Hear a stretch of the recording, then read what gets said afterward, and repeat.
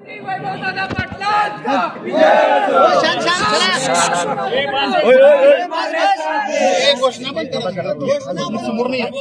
आज जिल्हा परिषद आणि पंचायत समिती निवडणुकीचा उमेदवारी अर्ज भरण्याचा शेवटचा दिवस आहे.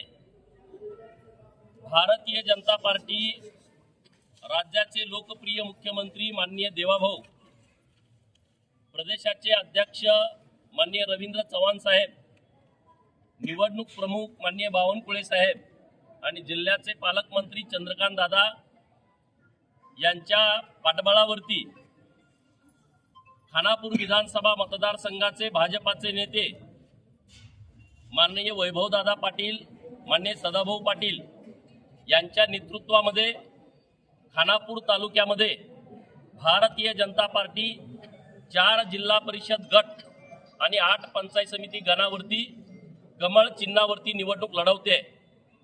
आज सर्व गट आणि गणातून भारतीय जनता पार्टीचे उमेदवारांनी उमेदवारी अर्ज दाखल केलेला आहे. खानापूर तालुक्यातील मायबाप जनतेला नम्र विनंती आहे, आव्हान आहे, भारतीय जनता पार्टीच्या विकासाच्या कामासोबत आपण सर्वांनी यावं. पंचायत समिती खानापूर ही कायम एका बाजूनं सत्तेमध्ये राहिली आहे आणि त्यामुळं अधिकाऱ्यांची मनमानी, सर्वसामान्य लोकांच्यावरती होणारा अन्याय दूर करण्याच्या दृष्टिकोनातून भारतीय जनता पार्टी सोबत यावं अशी विनंती आहे. आमचे सर्व उमेदवार निष्कलंक, चारित्र्यसंपन्न, वेल एज्युकेटेड आहेत. सामाजिक कामामध्ये नेहमी अग्रेसर असणारे सर्व उमेदवार भारतीय जनता पार्टीनं उभे केलेले आहेत. काही ठिकाणी इच्छुकांची संख्या जास्त असल्या कारणानं उमेदवारी त्यांना आम्हाला देता येणार नाही, त्यांची आम्ही दिलगिरी व्यक्त करू. परंतु सर्वजण एकजुटीनं या निवडणुकीमध्ये सामोरं जाऊ आणि नक्की पंचायत समिती खानापूर आणि जिल्हा परिषदमध्ये भारतीय जनता पार्टीचा झेंडा फडकू. विरोधक तुम्हाला उमेदवार मिळाला नाही, दिग्गज उमेदवार या ठिकाणी तुम्ही दिलेले आहेत. बघा कसं असतं, गर्वाचं घर नेहमी खाली असतं. रावणाला सुद्धा गर्व झाला आणि त्याचे लंका जळून गेली. कुणीच गर्व करण्याची आवश्यकता नसते. ही लोकशाही आहे, लोकांच्या हातामध्ये चेंडू आहे आणि त्यामुळं जी लोक म्हणत होती की खानापूर तालुक्यामध्ये भारतीय जनता पार्टीला उमेदवार मिळणार नाही, त्या लोकांची गेल्या 2-4 दिवसापासून पळापळ सुरू आहे. आमच्याकडे उमेदवार इतक्या ताकदीचे मिळालेले आहेत आणि अगदी लोकांच्या मध्ये नेहमी सातत्यानं ज्यांचा खूप मोठा दांडगा जनसंपर्क आहे अशी लोक आहेत, दानशूर लोक आहेत.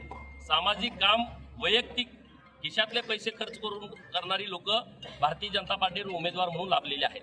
आम्ही नम्रपणे लोकांच्या मध्ये जाऊ, लोकांना विनंती करू, लोकांच्या समोर हात जोडू, त्यांचं पाय धरू आणि त्यांनी भारतीय जनता पार्टी सोबत यावं.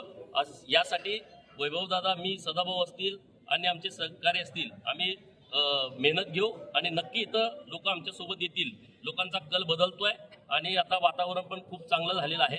तर आमचं करंजे जिल्हा परिषद गट असेल, बाळवणी जिल्हा परिषद गट असेल, नागेवाडी आणि लेंगरे जिल्हा परिषद गट आणि त्यांच्या अंतर्गत येणाऱ्या सर्व 8 पंचायत समितीवरती आम्ही ताकदीनं लढवतो. आज वैभव दादा आणि तुम्ही एकत्र आहात, कसं पाहतायचं? नाही, आता बरेच दिवस झाले घेऊन, आज उशीर झाला. आता जुने सहकारी राजू जानकर सोबत आले, अन्य सहकारी पण यायला लागले. मतदारसंघात आता तुम्ही समजा राजू जानकरचं माझं मिटतंय, तर आता ह्याच्यापेक्षा तर कोणी म्हणजे जास्त टोकाचं कोणी करू नये. खानापूर तालुका आणि खानापूर तालुक्यात जिल्हा परिषद गट आणि पंचायत समितीमध्ये बाबर गट अर्थात शिवसेनेचा बालेकिल्ला म्हणून ओळखला जातो. तर त्यासाठी तुम्ही रणनीती कशी आखताय की हा बालेकिल्ला कशा पद्धतीने तुम्ही खाली करा? आम्ही लोकांच्या मध्ये जी भाजपानं कामं केलेली आहेत पण त्याचं आम्हाला कधी क्रेडिट घेता आलं नाही. आमच्या कार्यकर्त्याच्या माध्यमातून आम्ही लोकांच्यात जाऊ. टेंबू योजना पूर्ण करण्याचं काम हे भारतीय जनता पार्टीच्या नेतृत्वात झालंय. देवाभाऊ जेव्हा या महाराष्ट्राचे मुख्यमंत्री झाले तेव्हा त्यांनी केंद्राकडून 50,000 कोटी रुपये महाराष्ट्रातल्या या सगळ्या उपसा सिंचन योजनांच्यासाठी उपलब्ध करून दिले होते. तुम्हाला सगळ्यांना आठवत असेल, टप्पा क्रमांक 4, टप्पा क्रमांक 5, टप्पा क्रमांक 6 ही कामं देवाभाऊंच्या नेतृत्वामध्ये निधी उपलब्ध करून दिल्याच्या नंतर झालेले आहेत. मागं जे 7,000 कोटीचं टेंडर झालं मग त्यामध्ये खानापूर असेल, त्यामध्ये कवठेमंकाळची काही गावं आहेत, जतच्या माझ्या विधानसभा मतदारसंघातील बेवणूर परिसरातील गावं आहेत, सांगोला असेल, इकडं मान खटाव असेल, तर हे सगळं जलसंपदा मंत्री माननीय देवाभाऊ होते. त्यांनी पूर्ण व्यवस्था सगळी केलेली आहे. इथले जे सगळे रस्ते दिसत आहेत, अगोदर का नव्हते रस्ते? अगोदर काय बांधकाम खातं नव्हतं? बांधकाम खात्याला मंत्री नव्हते का? या विधानसभा मतदारसंघात आमदार नव्हते? परंतु पॉलिसी नव्हती, त्याच्यासाठी मोठा निधी नव्हता. जेव्हा देवाभाऊ या राज्याचे मुख्यमंत्री आणि चंद्रकांत दादा या जिल्ह्याचे पालकमंत्री आणि बांधकाम खात्याचे मंत्री झाले, तेव्हा 70,000 कोटी रुपये एका वर्षामध्ये या रस्त्यासाठी उपलब्ध करून दिलेले आहेत. आज आपल्या परिसरात 10 वर्षापूर्वीची रस्त्यांची परिस्थिती काय होती, आताची परिस्थिती काय आहे, पाण्याची परिस्थिती अगोदरची काय होती, आताची परिस्थिती काय आहे, हे आम्ही लोकांच्या समोर घेऊन जाऊ ना. मोठ्या प्रमाणात विकास आम्ही केलेला आहे आणि त्यामुळे लोकांना ही भूमिका आम्ही पटवून देऊ.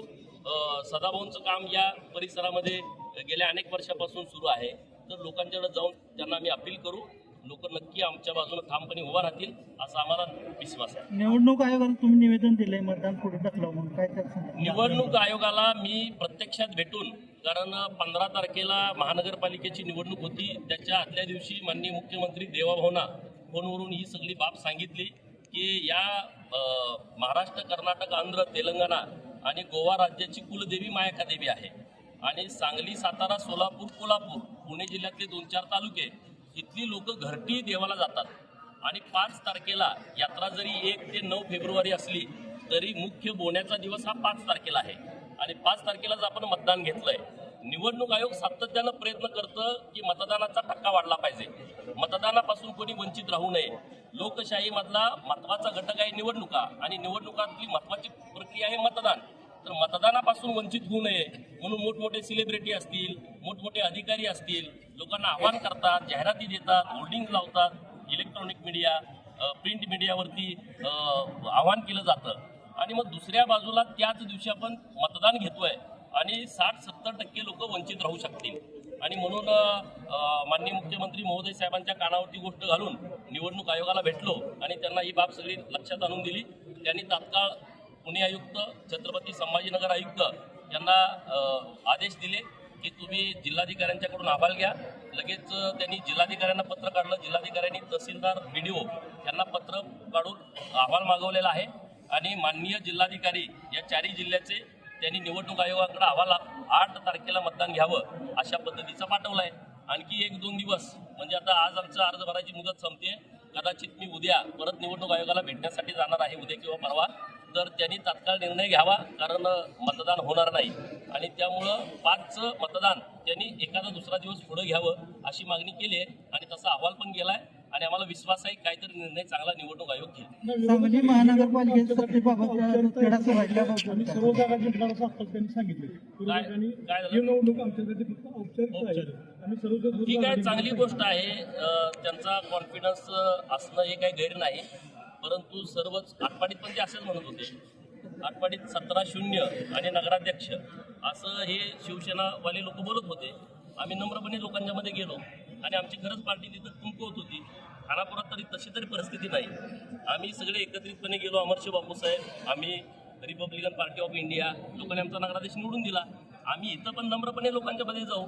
लोक जो निर्णय देतील तो आम्हाला मान्य असणार आहे, परंतु लोकांच्या मध्ये जाणं हे आमचं कर्तव्य आहे, आमचं काम आहे. आमचं कुठं कमी आहे तिथं आम्ही ते मान्य करू ना.